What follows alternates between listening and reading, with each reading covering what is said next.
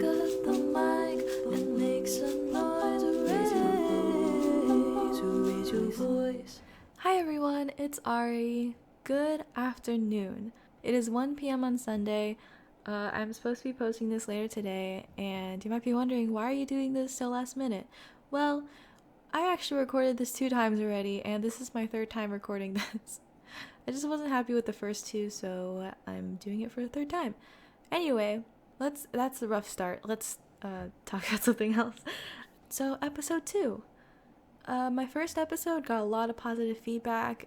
I got over 300 views on the first episode, and that was really, really shocking, considering how many little views I get on most of my videos on this channel.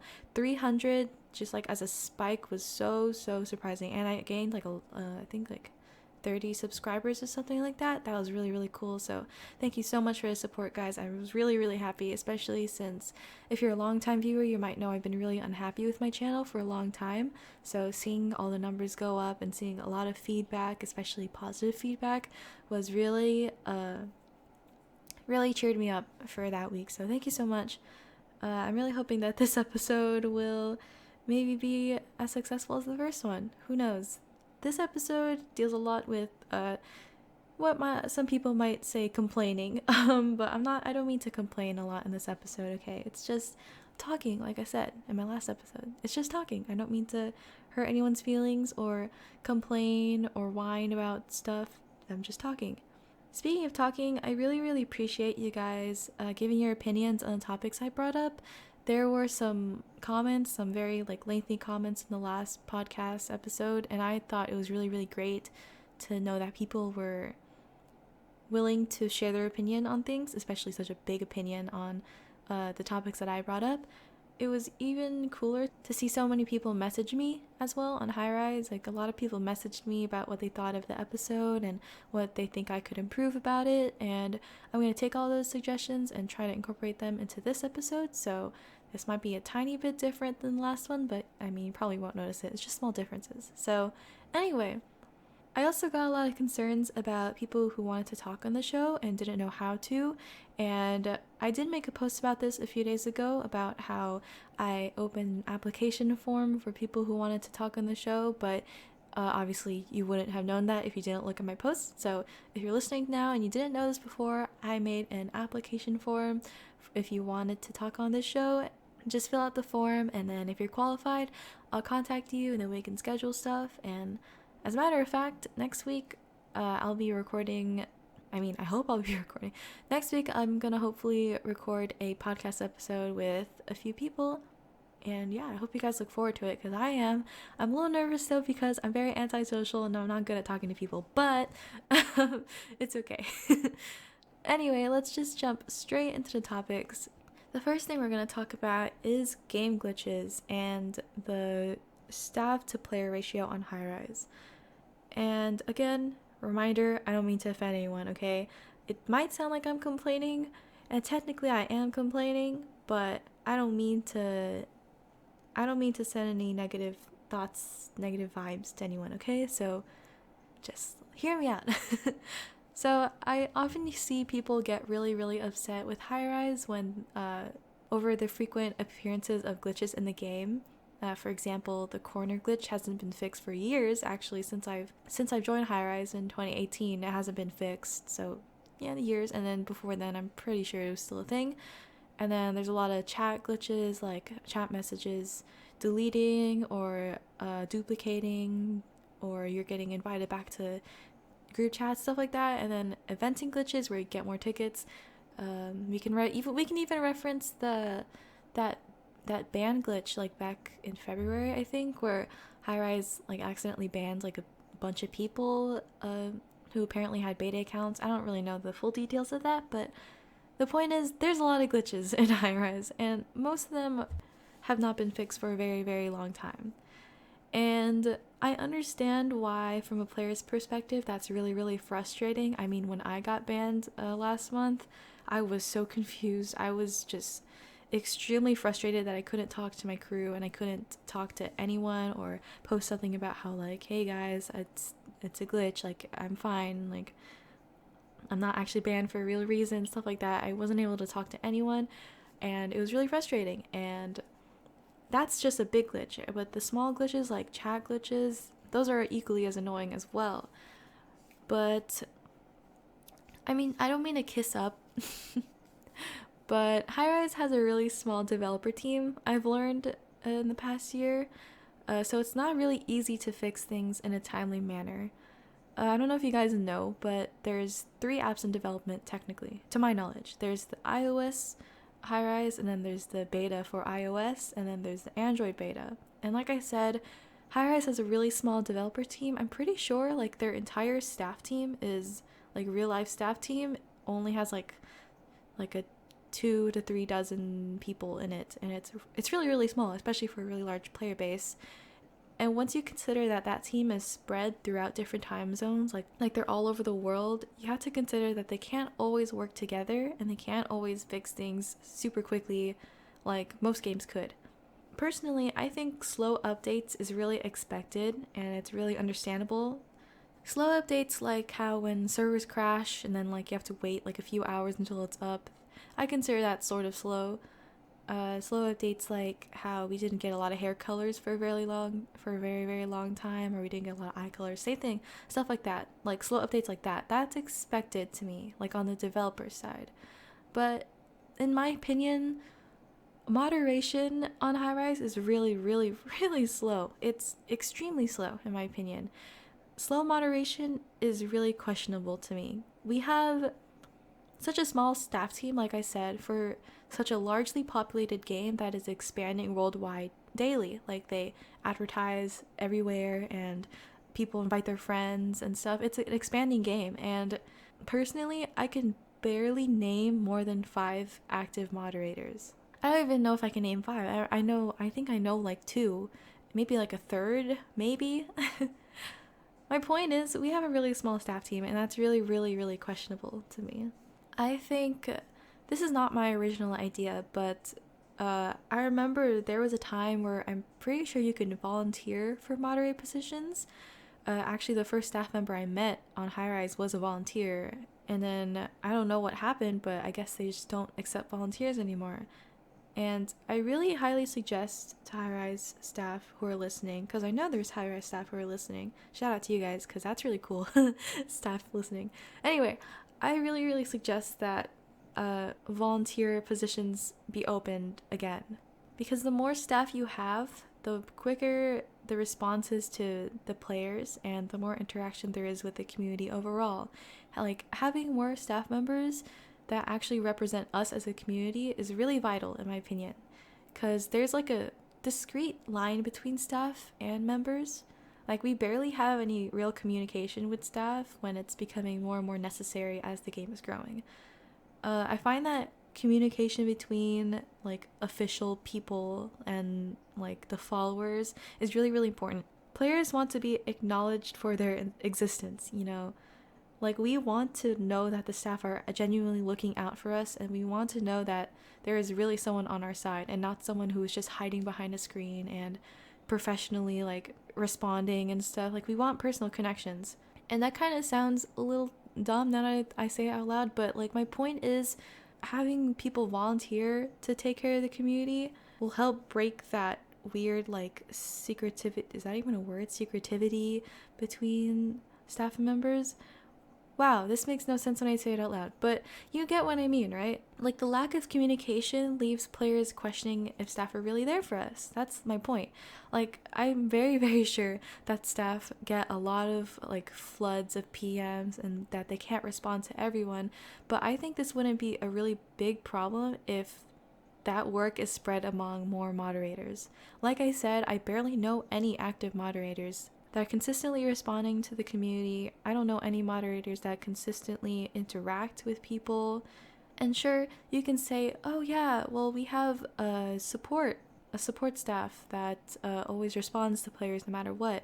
But I think there should be like a 24/7 support for players worldwide. Like, I remember one time I tried to contact support and like they didn't respond until like a week after, or like not maybe a week, it's maybe more like a few days after, and that's like really unacceptable in my opinion. Like, you don't, for such a big game, you need to have better communication with people. if you allow volunteers to take some of that work for you, you can get more support for players. Like, I don't really know how else to explain it other than like, can we please volunteer for positions?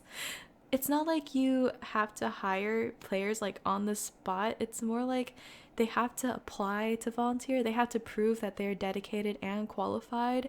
You don't have to pick like the most popular person. You have to pick the more qualified people, the people who are really going to do their job. I made a post about the topics of this podcast, and I had a few people tell me like, yeah, I would be so qualified for this position. I don't understand why they won't open volunteers when they clearly need it. And if you're on the thing about money, like, won't high-rise be spending more money? If they're volunteers, you don't have to pay them.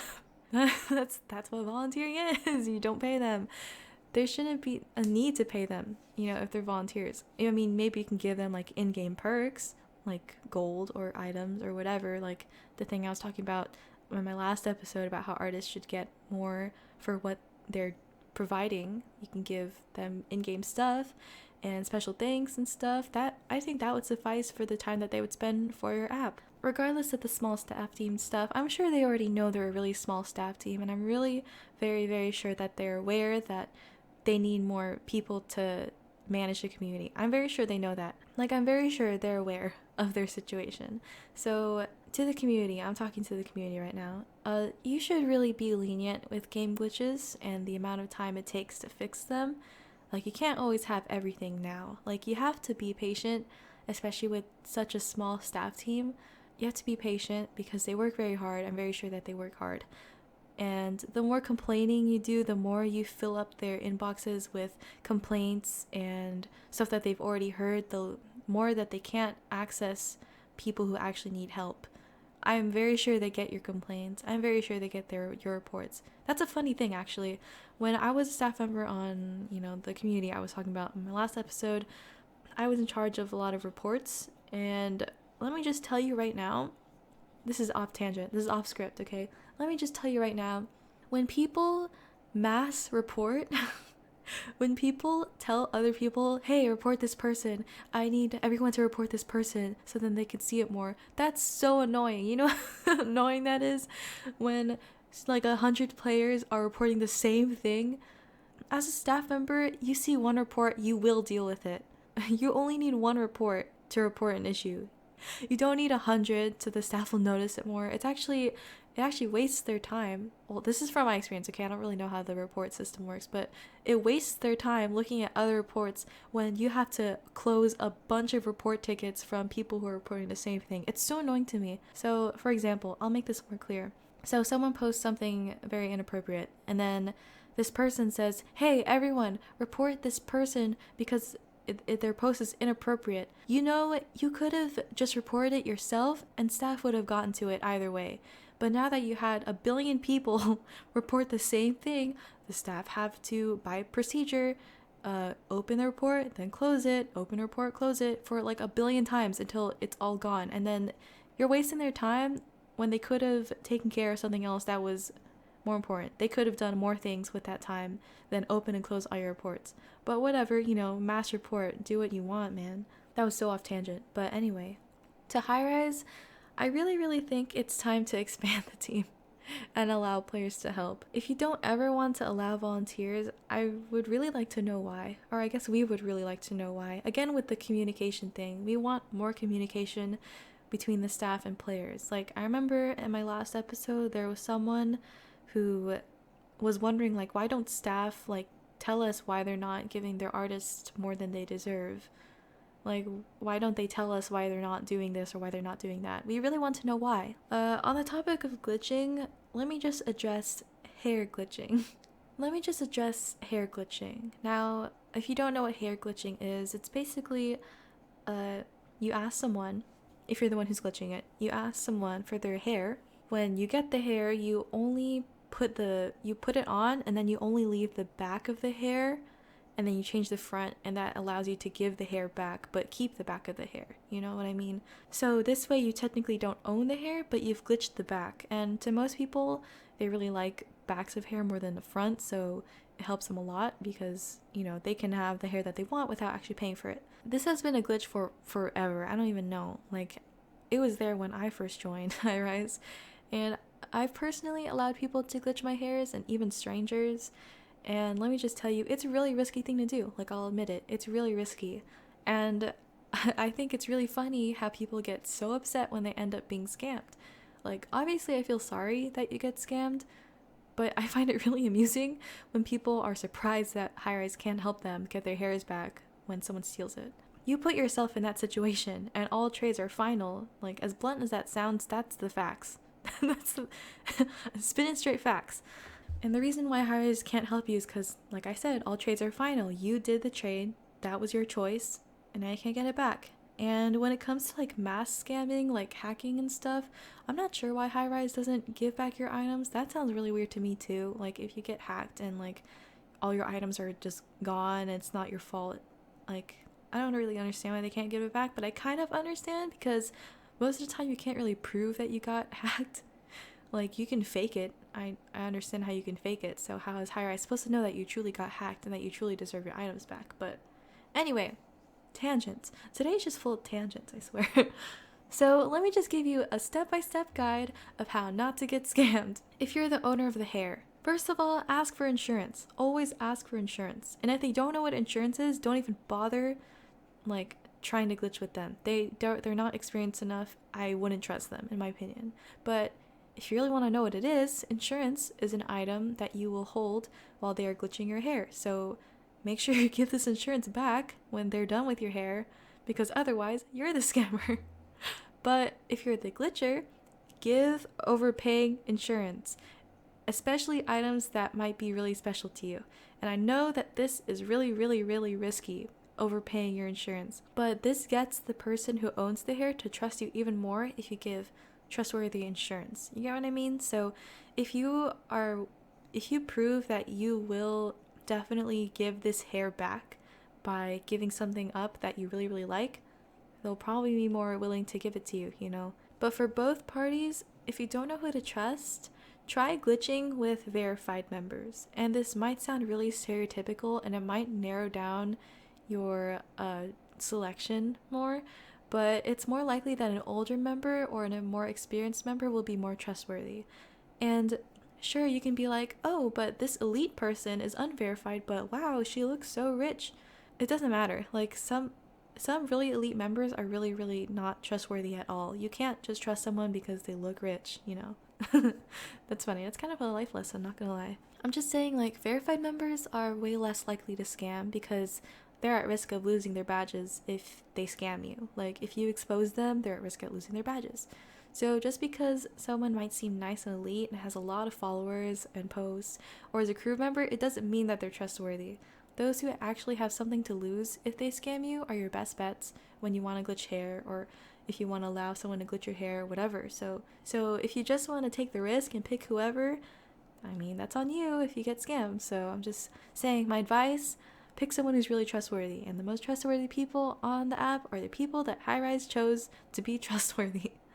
Again, on the glitches and stuff, I honestly believe that hair glitching is like a main thing that should be fixed. Because when you take away this glitch, it's going to solve a lot of future scamming incidents, and it's going to save staff a lot of time when people report hair scams. Someone on a post I had earlier, Ainsley Fox, I don't know how to pronounce names, suggested a borrowing system. And I know a lot of others have suggested this, but they suggested a borrowing system that hires should implement where you can only own an item that of someone else's for like a certain amount of time that they choose. So for example, if you wanted to glitch someone's hair, you can set the timer for like an hour, like they can have it for an hour, but then it automatically goes back to the owner's inventory when an hour is up. Something like that. Or you can just literally take away the entire glitch in general. But again, with glitching and stuff, like, I know high-rise can't always fix things immediately, especially with the 3 apps that they're handling. And of course, they're taking care of all the bugs on the other apps and stuff, you know. It's okay. Like, it's okay if it's not fixed immediately. But, you know, it would be nice. Have it as a priority anyway. But let's move on. By this point, you might probably realize this episode is going to be longer than the last one. Haha, you get to just hear me talk for a little more. Anyway, so let's talk about player pricing of items. I know I'm going to get a little bit of a dichotomy between some of my viewers who are more privileged than others and own more than others. Wow, that sounds really bad. I mean elites versus noobs, okay? Stereotypically, more of the richer people might get a little mad at me, but it's okay, I don't really care. What I want to bring up about this topic is that the economy is getting messed up in high rise. It's getting really messed up. So when I say the economy is inflating, I really mean the economy is inflating. So before you shout at me and say like, prices are only going up because it's basic supply and demand, you know, if there's less items, of course it's going to be more expensive, and if a lot of people want it, of course it's going to be more expensive. You don't know anything about the economy. Okay, yeah, no, you're definitely right. Supply and demand is definitely a factor in price ranges, but supply and demand isn't completely like the only thing that's making prices go up. I mean, technically it is. Once I explain it, it might sound like it is, but it isn't. My big brain. It is what it isn't. Anyway, so I really believe that the main reason prices go up is because players are just willing to pay that much for those items. So I'll give you an example, a personal example, very personal if you're a friend of mine and know what I'm talking about. But chipmunk cheeks, a very elite item that I will never get, was 50k for a very long time. But as soon as people saw that people were desperate enough to pay 60 to 70k, it's now suddenly 60 to 70k. Like, what? When people overpay for items, it just makes it harder for everyone else to afford those items. So I really commend elites, quote elites, who price their expensive items cheap or fairly, because they're giving people like a chance to survive in this now super unfair and overpriced economy. Like, I'm all about overpaying when you're not crazy about selling, because I do the same thing too. It just really irks me when people automatically think a price is going up because maybe one or two people decided to overpay. Like, those one or two people might have ruined it for literally everyone. I remember I was trying to get chip cheeks about 2 months ago. Like, everyone knew this, all my close like friends knew this, and literally just as I reached 50k, people were asking for 60 to 70k because it was apparently going up. And it really annoyed me that I spent all that time saving up for something that went up just last minute because like one or two people made a really off trade or something. And you might be listening and maybe you're going, wow, you sound like all the other noobs that complain about prices. If you don't like my price, then don't buy it. Okay, I won't. I won't buy it. Have fun trying to sell your extremely overpriced item just because you saw one or two people overpay for it. And now this might sound really political, if you get where I'm going. But if we all collectively refuse to pay so much for these items, they wouldn't sell for that much. And they would maybe go down. It seems really simple. But I know it's not gonna be, because player pricing is always gonna be something that will never improve nowadays, because everyone is so greedy with their items and money that it's so hard to come across all these deals. And I get it. Like, I have more items than others. I understand why you would want to overprice something. What I don't understand is why people overprice their items so much that literally no one can afford them. Like, remember when rares were only like 50 or less when grabs came out, and now they can be like 100? Like, it's like that because people are actually willing to pay that much for those rares, even though there's a ton of them in the game. For some reason, want those items so immediately that they will pay more for it. It's so stupid. Anyway, it reminds me, like, why doesn't anyone ever buy deals anymore? Like, seriously, or ever sell deals anymore? I usually include like so many deals in my inventory sales or my storefront sales, and I used to get dozens, and I mean dozens, of private messages a day asking if they can buy my items. I used to sell so easily, I sold so much so quickly, but now I can barely get like more than 3 messages a day for such really good deals. And my theory, I suppose it's because so many people are saving up for these expensive elite items that they restrict themselves from buying normal items now, which is what makes things even more messed up, because noobs who just joined the game, who just started spinning grabs and stuff, can't really sell their items because no one's willing to pay for them. No one's willing to buy these little items because they want these bigger items, you know. And that's messed up because all the people who own the really big items don't want to lower the price because they really think that people will pay that much for them just because one or two people wanted to. And people often ask, like, why is the economy getting more messed up? It's because it's us. It's literally our fault. It's not high-rise's fault. High-rise doesn't price the items, but it's us who control the economy. We change things. We can change things, but we collectively decide not to. And it makes starting off on high-rise so much harder than it used to be. It makes affording things so much harder than it used to be. It just makes things so much harder than it used to be. I just don't understand it.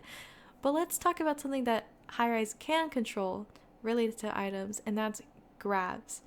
And this is a hard topic to talk about because there is a lot of math. Not fun to talk about. Anyway, let's get into it. So this is the last topic we're going to bring up today. But according to a post from Anthony, I think maybe 2 weeks ago.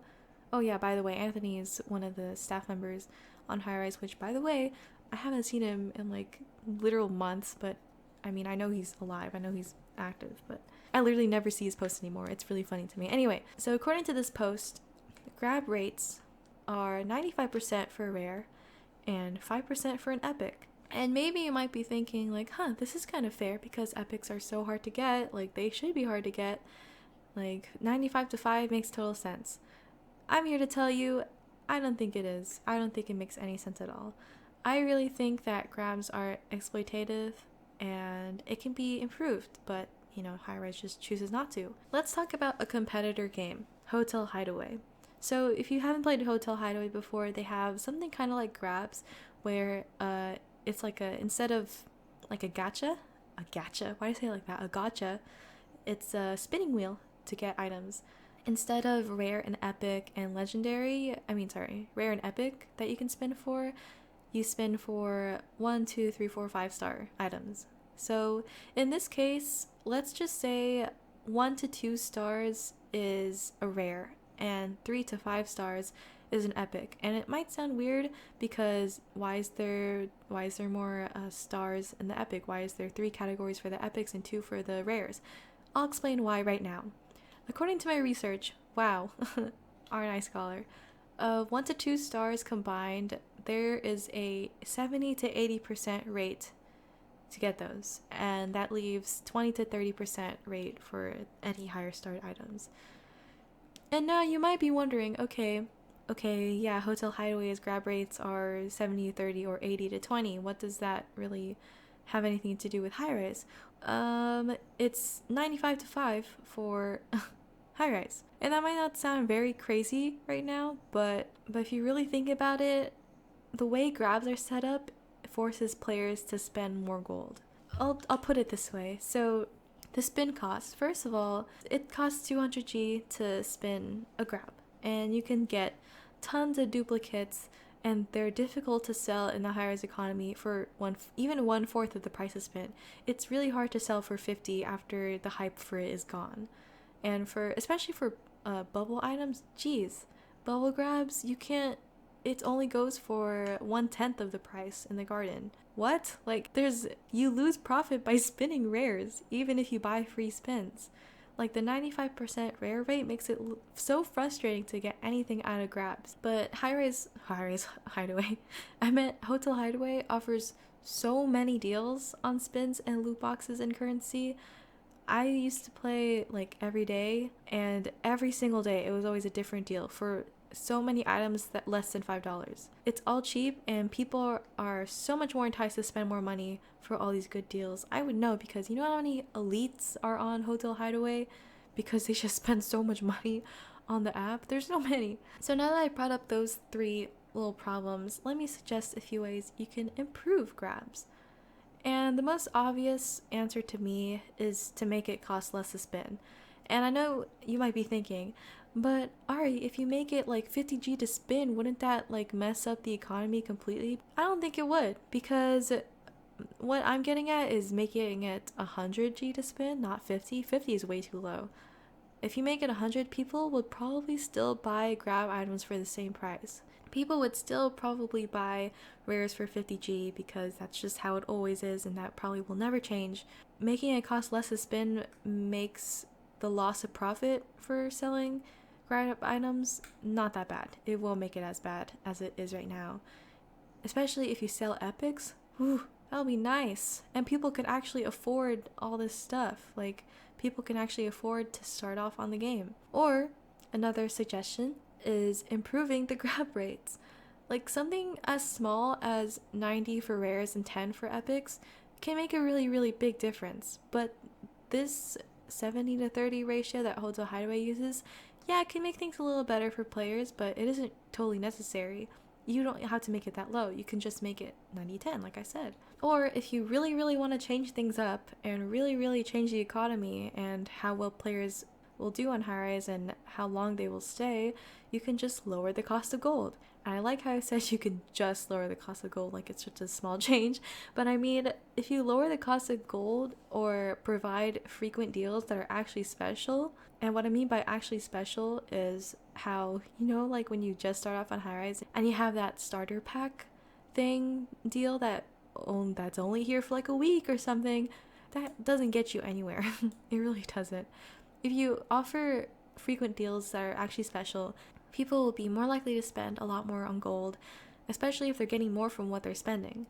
I personally don't even buy gold for that reason, because you pay so much and you get so little. Like, there's a reason why so many people on Storefront Explore, ew, why did I say it like that? I meant SF Explore.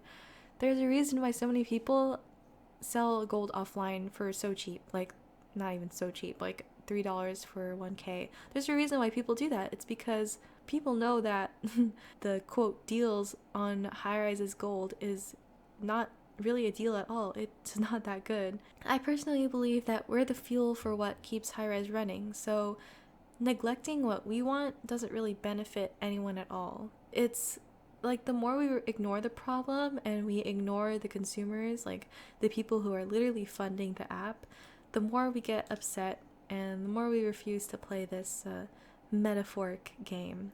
That's all I had to say today. Sorry, it might seem a little bit rushed. It's because, you know, this is my third time recording this and I'm a little tired of talking about the same thing 3 times. But I'd like to know what you guys think about these topics that I brought up, because it was really fun to do some research about, and it was really fun to look through all you guys' comments and thoughts and see what you guys had to say about these topics. Again, if you want to sign up to talk on the show, you're totally welcome to.